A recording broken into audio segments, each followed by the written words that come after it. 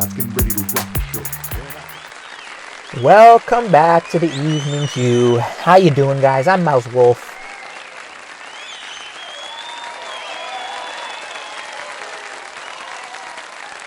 Ladies and gentlemen, we are so lucky to book this guest tonight. You don't even know how freaking lucky you guys are right now.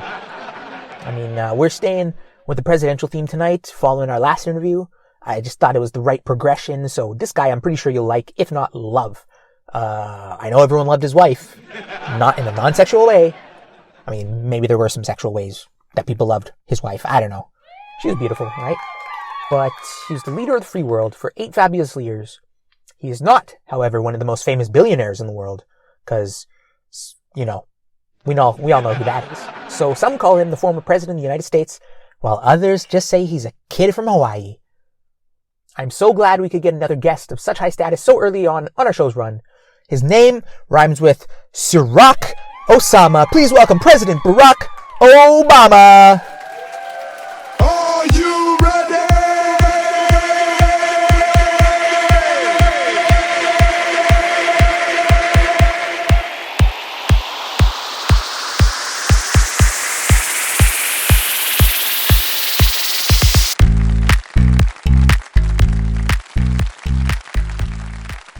Yeah, Mr. President. Hey, I can't even begin to explain how much of an honor it is to have you on the show. But first off, I want to ask, do you want a beer? Because I'm going to have one. Yeah? All right, sure. Here, take this. Thank you, Miles. And let's go. Cheers.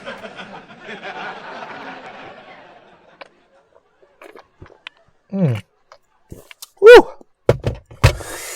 Ah. All right, let's start. Yeah, thank you, Mr. President. First off, again, so glad to have you here. How's life these days? How's Michelle and the girls doing? I want to know that, you know? Anything new, interesting in your civilian life? It's an honor for me to be one of your first guests. Well, I don't intend to start off on a bad note, but excuse me, but Michelle is actually your competition now. She's got a new podcast now that she started last year, and it's doing pretty well. Oh, really? That's great. Well, what's it called? I might want to take a listen in my free time if I got some time later. It's called the Michelle Obama Podcast. Wow. How original, Mr. President. Excuse me. Sorry. Like, that's going to get any popularity? I mean, come on. What is this, a popularity contest? It literally is, Miles. Excuse me while I take a drink.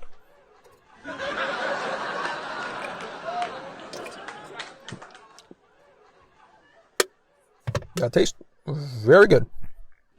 Damn, you got me there, Barack. Oh, shit. Sorry. Excuse me, Mr. President. I called you by your first name. I'm so sorry. It just slipped out. I did not mean that at all. Don't worry about it. I'm no longer president. I actually miss people calling me by my first name. It makes me feel normal again. Because being president becomes exhausting over time. As you could ask my successor.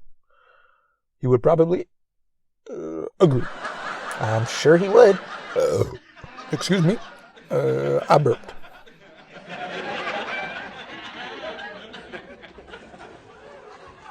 But you must feel excited that your VP during your presidency is now stepping into your shoes finally. I mean, I know we are. Your buddy Joe, right? America's favorite grandpa. How about that? Hey. Did you know he's 85? No. Wait. Early 80s, I think. I'm not sure. Don't want to say an exact age because I'm not really sure about that.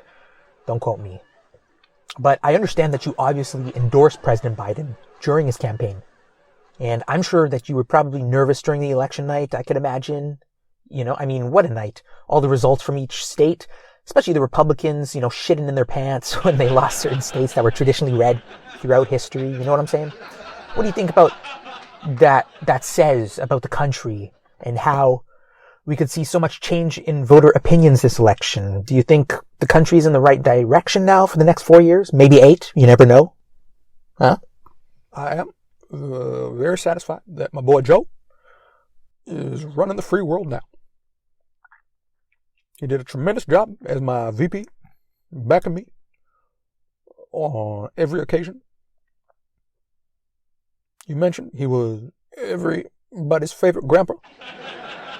Well, I concur with that statement. If I was 30 years younger, I would be honored to be his grandson. If my grandpa was alive, I might even sell him for Joe. The only problem is that I would be selling a photograph because I never met him. Never met my grandpa. That was a joke. Okay.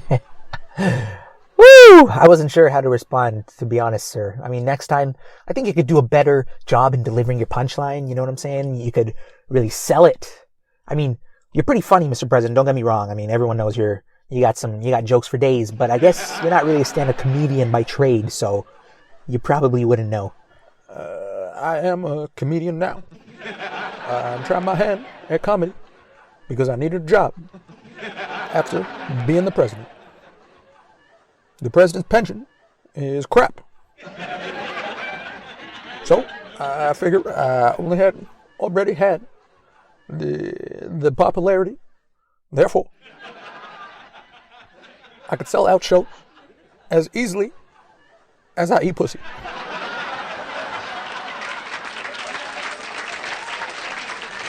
I don't know if it works like that, but hey, it's good that you're keeping busy. So, do you plan to be doing stand-up now for the next 20 years? Like, what's the deal? Like, until retirement or what? Nope. It doesn't pay the rent.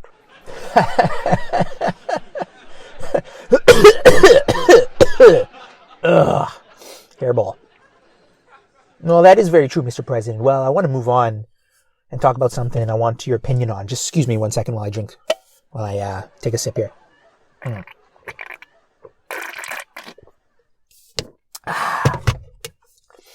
Woo! As you know, sports nowadays have taken such a frontline role in social justice issues through being supporters of BLM, for example, the need to vote, education reform, healthcare reform, among several other issues. There's too many to name off right here. But as you may know, in recent years during the Donald's presidency, I call him the Donald, I think it's appropriate. He's out of office now. Who gives a shit? But teams that won the championship in the Donald's presidency, especially, in their respective leagues, have refused to visit the White House, which is usually the tradition, right? Like excuse me. Sorry, once again. Excuse me, I burped. But they have refused to go to the White House as is tradition, right? I mean, they win their... For instance, let's take the NHL, for example. They win the Stanley Cup. They go visit the president in the White House. Everything's bada bing, bada boom, pose for pictures, and then you fuck off after, right?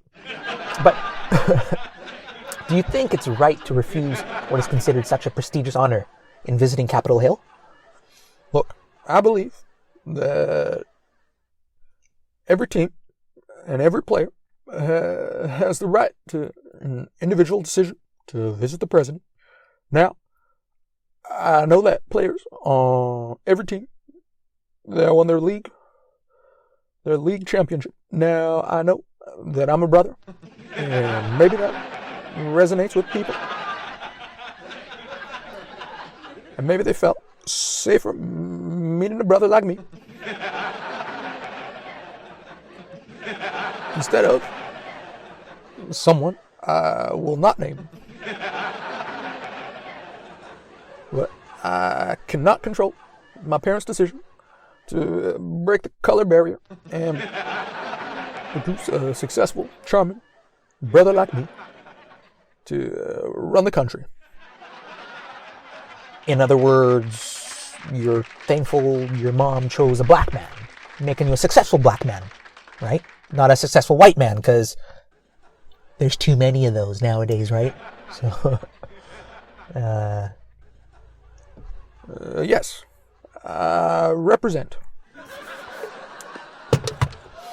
well, I think everyone would agree that there was no denying your swag when you were president, right? Your swag. I mean, I think you were the coolest president I had ever seen for sure. And that's not because of the color of your skin. I mean, let's be honest, you're pretty cool because you're black. But instead, it's your personality that contributed to that quality, I think.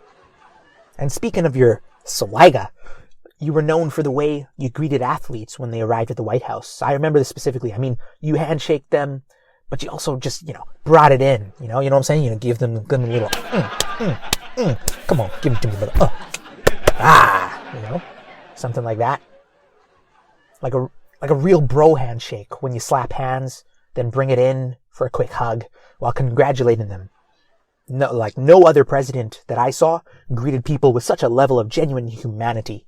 And that was really cool to see. So I was wondering, could you show me how you do one of your bro handshakes? Because I'll be honest, I could use a little help with my bro handshake skills. I gotta brush up on them because I haven't done one in a while.